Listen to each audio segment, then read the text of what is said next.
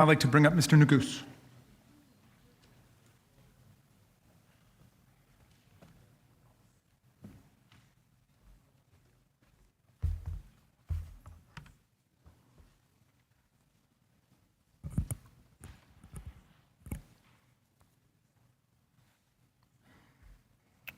Mr. President,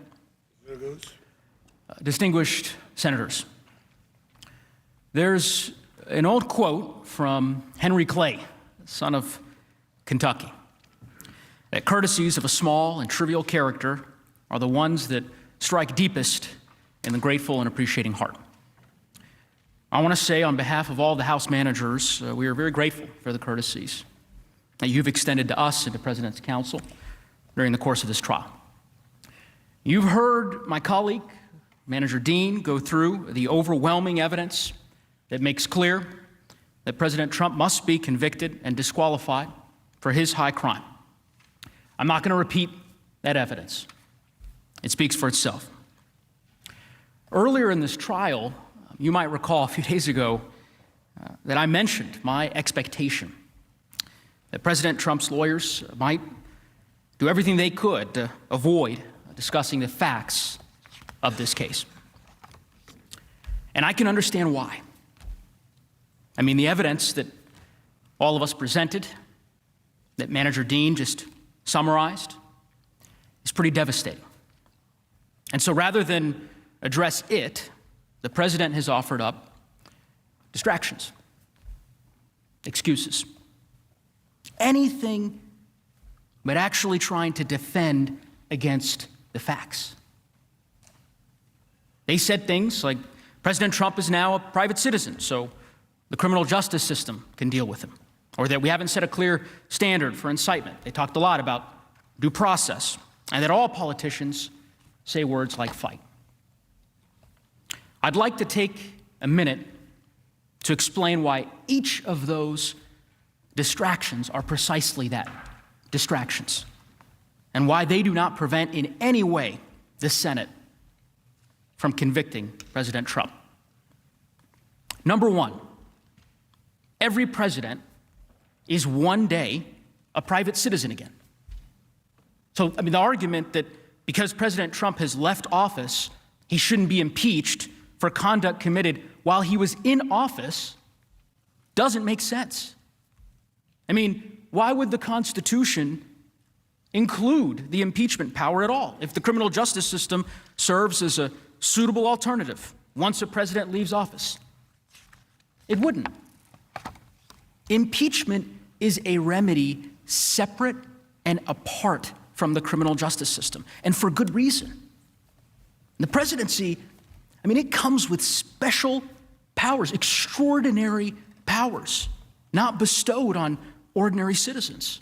And if those powers are abused, they can cause great damage to our country, and they have to be dealt with in a separate forum. This forum. And it would be unwise to suggest that going forward, the only appropriate response to constitutional offenses committed by a president are criminal charges when the president returns to private life. That's not the kind of political system any of us want. And it's not the kind of constitutional system the framers intended. Second, it is true, we haven't cited criminal statutes establishing elements of incitement because, again, this isn't a criminal trial. It's not a criminal case. President Trump is charged with a constitutional offense, and you are tasked with determining whether or not he committed that high crime as understood by our framers. So the relevant question, which President Trump's lawyers would have you ignore, is would our framers have considered a president inciting a violent mob to attack our government while seeking to stop the certification of our elections? Would they have considered that an impeachable offense? Who among us really thinks the answer to that question is no? Third, due process. So, just to be absolutely clear, the House, with the sole power of impeachment, determines what the process looks like in the House, and the Senate does the same for the trial. During this trial, the president has counsel. They've argued very vigorously on his behalf. We had a full presentation of evidence, adversarial presentations, motions. The president was invited to testify. He declined. The president was invited to provide exculpatory evidence. He declined. You can't claim there's no due process when you won't participate in the process. And we know this case isn't one that requires a complicated legal analysis. You lived it. The managers and I, we lived it. Our country lived it. The president, in public view, right out in the open, incited a violent mob. A mob that temporarily, at least, stopped us from certifying an election. If there were ever an exigent circumstance, this is it. Number 4,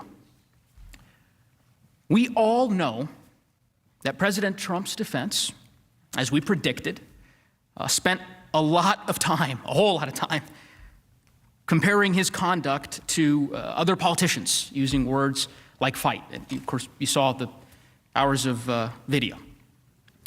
As I said on Thursday, we trust you to know the difference.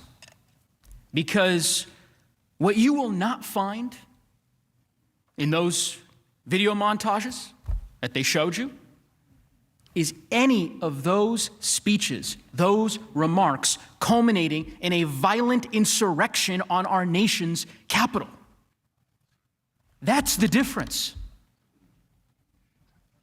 The president spent months inflaming his supporters to believe that the election had been stolen from him, from them, which was not true. He summoned the mob, assembled the mob, and when the violence erupted, he did nothing to stop it, instead inciting it further.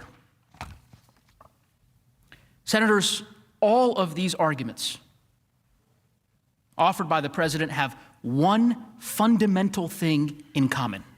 One. They have nothing to do with whether or not, factually, whether or not the president incited this attack. They've given you a lot of distractions so they don't have to defend what happened here on that terrible day. And they do that because they believe those distractions are going to work. That you'll ignore the president's conduct instead of confronting it. I think they're wrong. Some of you know this already. I'm the youngest member of our manager team by quite a few years. So perhaps I'm a bit naive, but I just don't believe that. I really don't. I don't believe their effort is going to work. And here is why. Because I know what this body is capable of. I may not have witnessed it, but I've read about it in the history books.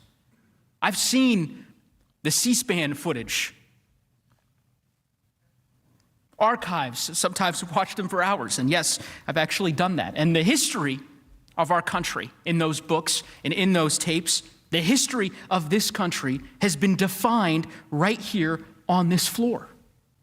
The 13th Amendment, the amendment abolishing slavery, was passed in this very room.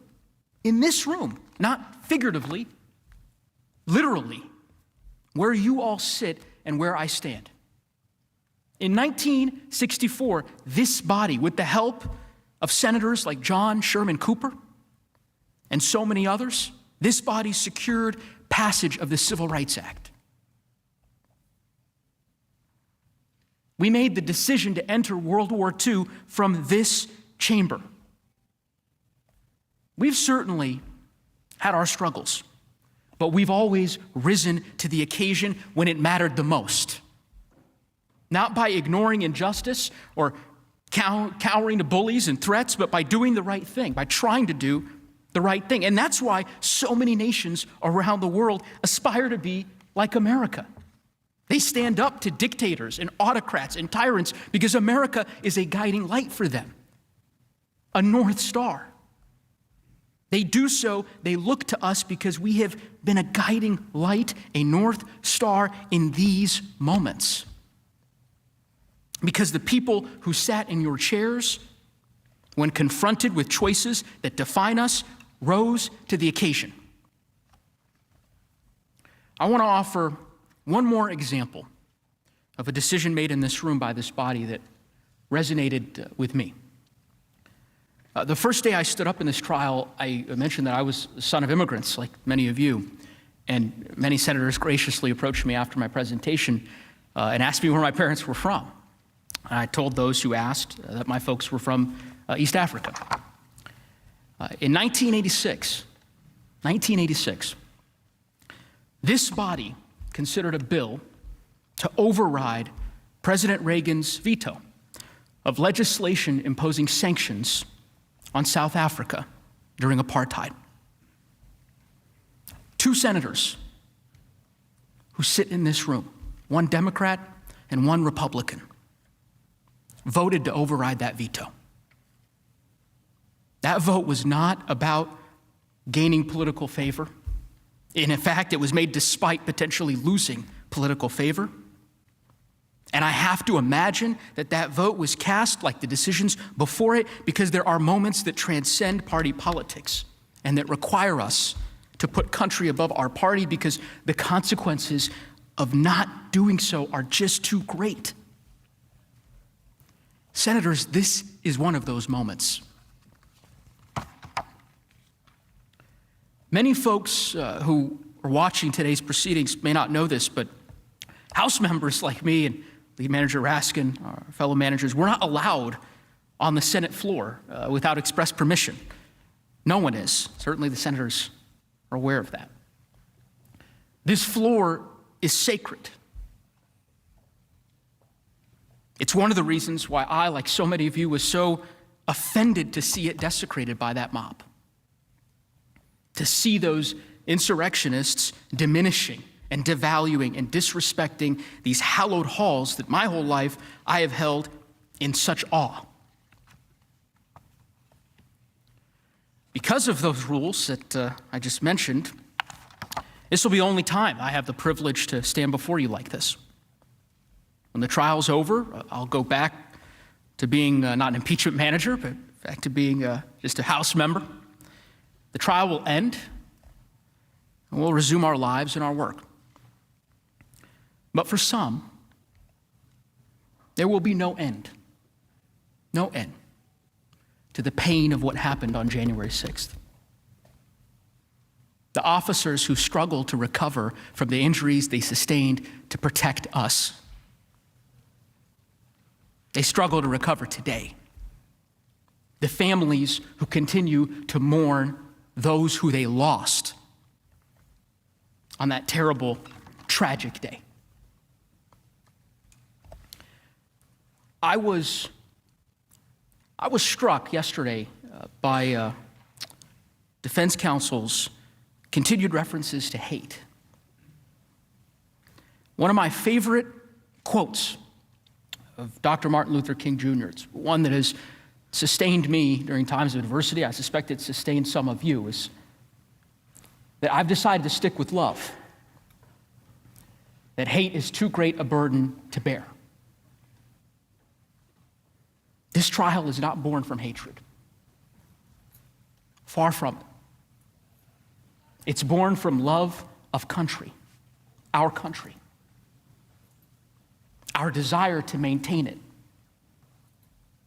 our desire to see America at its best. And in those moments that I spoke of, Civil Rights Act, so much more, we remember those moments because they helped define and enshrine America at its best. I firmly believe that our certification of the Electoral College votes in the early hours of January 7th, our refusal to let our republic be threatened and taken down by a violent mob, will go down in history as one of those moments too. And I believe that this body can rise to the occasion once again today by convicting President Trump, defending our republic. And the stakes could not be higher. Because the cold, hard truth is that what happened on January 6th can happen again. I fear, like many of you do, that the violence we saw on that terrible day may be just the beginning. We've shown you the ongoing risks, the extremist groups who grow more emboldened every day. Senators, this cannot be the beginning. It can't be the new normal. It has to be the end. And that decision is in your hands.